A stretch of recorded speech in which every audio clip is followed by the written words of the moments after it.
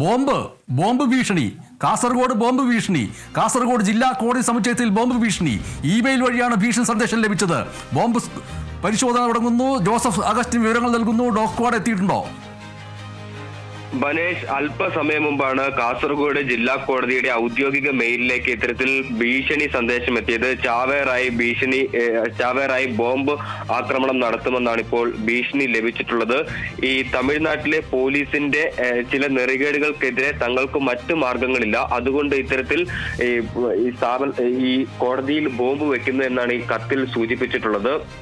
വിക്രം രാജഗുരു എന്ന ഒരു ആളുടെ പോസ്റ്റിൽ നിന്നാണ് ഇത്തരത്തിൽ മുഹമ്മദ് അസ്ലം വിക്രം തമിഴ്നാട് ലിബറേഷൻ ഓർഗനൈസേഷൻ എന്ന പേരിലാണ് ഇപ്പോൾ ഈ മെയിൽ അയച്ചിരിക്കുന്നത്. അവർ പറയുന്ന ഒരു പ്രധാനപ്പെട്ട കാര്യം, ടച്ച് ബോംബ് സംഭവങ്ങൾ ഇതുപോലെ സംഭവിക്കുന്നത്, അതായത് RDX IED ബോംബുകൾ ഇത്തരത്തിൽ ഈ കെട്ടിടത്തിന്റെ പല ഭാഗങ്ങളിലും സ്ഥാപിച്ചിട്ടുണ്ട്. ഉച്ചഭക്ഷണ സമയത്ത് ഒന്നല്ലെങ്കിൽ രണ്ടംഗങ്ങൾ കോടതി കെട്ടിടത്തിനടുത്ത് വരും. റിമോട്ട് കൺട്രോൾഡ് ട്രിഗറുകളുള്ള ഇതിൽ ഒന്ന് ഇത് പ്രവർത്തിപ്പിക്കും. അത് പ്രവർത്തിച്ചില്ലെങ്കിൽ ഇതിലൊരാൾ ചാവേറായി പൊട്ടിത്തെറിക്കും. അതിന് മുമ്പ് 1:15 മുമ്പ് ഈ കോടതി സമുച്ചയത്തിൽ നിന്ന് ജഡ്ജിമാരെ ഉൾപ്പെടെ മാറ്റണമെന്നാണ് ഇവർ പ്രധാനമായും ഈ കത്തിലൂടെ സന്ദേശം നൽകിയിരിക്കുന്നത്. എന്തായാലും ഇതിന്റെ അടിസ്ഥാനത്തിൽ വ്യാപകമായ പരിശോധനയാണ് ഇപ്പോൾ പോലീസും ഡോഗ് സ്ക്വാഡും നടത്തി വരുന്നത്. ആദ്യഘട്ടത്തിൽ എല്ലാ ഉദ്യോഗസ്ഥരെയും, ജഡ്ജിമാരെയും, അഭിഭാഷകരെയും, മറ്റ് കോടതി ജീവനക്കാരെയും പുറത്താക്കി അതിനുശേഷം കോടതിയിൽ മുഴുവൻ പരിശോധന നടത്തി അതിനുശേഷം ഓരോരുത്തരെയായി പരിശോധിച്ചതിന് ശേഷം ഇപ്പോൾ കോടതിയിലേക്ക് കടത്തിവിടുകയാണ്. എന്തായാലും കൃത്യമായ പരിശോധനകളിലൂടെയാണ് മുന്നോട്ട് പോകുന്നത്. അസ്വാഭാവികമായ ഒന്നും തന്നെ കണ്ടെത്താൻ സാധിച്ചിട്ടില്ല.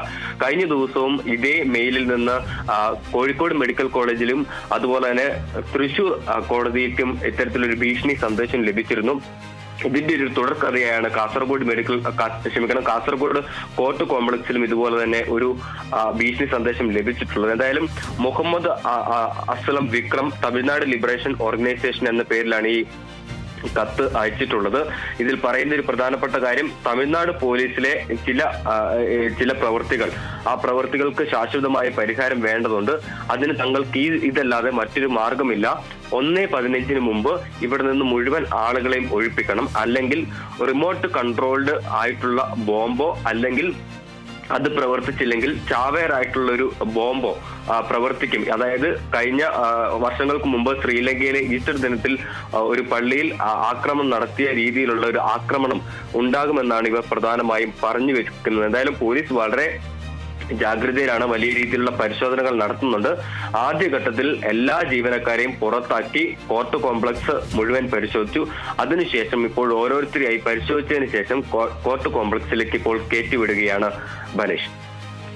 ഈ പരിശോധന പൂർത്തിയാക്കിയതിനു ശേഷം ഓരോരുത്തരെയും വീണ്ടും അകത്തേക്ക് കയറ്റിവിടുക എന്ന് പറഞ്ഞാൽ ഉച്ചയ്ക്ക് 1:15 ഈ ബോംബ് പൊട്ടുമെന്നുള്ള സൂചന നൽകിയിട്ടുള്ളത്. അപ്പോൾ 1:15 വരെ അവർക്ക് അവിടെ സ്വസ്ഥമായിട്ട് നിൽക്കാൻ കഴിയുമോ? ബനേഷ്, ആദ്യഘട്ടത്തിൽ ഇവർ ഈ കത്തിലൂടെ സൂചിപ്പിച്ചത് ഈ പല ഭാഗങ്ങളിലായി ഇത്തരത്തിൽ ബോംബുകൾ സ്ഥാപിച്ചിട്ടുണ്ട് എന്നാണ്. പക്ഷേ പോലീസിന്റെ ആദ്യഘട്ട പരിശോധനയിൽ അത്തരത്തിൽ ഒന്നും തന്നെ കണ്ടെത്താൻ സാധിച്ചിട്ടില്ല. രണ്ടാമതായി ഇവർ ഈ കത്തിലൂടെ പറയുന്നത് ഒരു പ്രധാനപ്പെട്ട കാര്യം, മനുഷ്യ ചാവേറായി പൊട്ടിത്തെറിക്കുമെന്നുള്ളതാണ്. ആദ്യഘട്ടത്തിലെ സാധ്യത ഇപ്പോൾ പോലീസ് പാടെ തള്ളുന്ന ഒരു സ്ഥിതിവിശേഷമാണുള്ളത്. കാരണം ഇത്തരത്തിൽ കോടതി പരിസരം മുഴുവൻ അരിച്ചു പെറുക്കിയിട്ടും ഈ സ്ഫോടകാത്മകമായ വസ്തുക്കൾ ഒന്നും തന്നെ കണ്ടെത്താൻ സാധിച്ചിട്ടില്ല. ഇതിന്റെ പശ്ചാത്തലത്തിലാണ് ഇത്തരത്തിൽ ഉദ്യോഗസ്ഥരെ ഇപ്പോൾ കർശനമായ പരിശോധനയ്ക്ക് ശേഷം ഇപ്പോൾ കോർട്ട് കോംപ്ലക്സിലേക്ക് കോടതി നടത്തിപ്പിനായി ഉള്ളിലേക്ക് കയറ്റി വരുന്നത്. എന്തായാലും ഈ ഇത്തരത്തിൽ ഒരു ഇമെയിൽ സന്ദേശം ഇരിക്കാൻ കഴിയുമോ എന്നുള്ളത് സംശയാസ്പദമാണ്. എന്തായാലും ഈ വാർത്തയുടെ വിവരങ്ങളുമായിട്ട് വീണ്ടും ജോസഫ് അഗസ്റ്റിൻ അല്പസമയത്തിനകം ചേരും. മറ്റു വാർത്തകളിലേക്ക് കടക്കാം.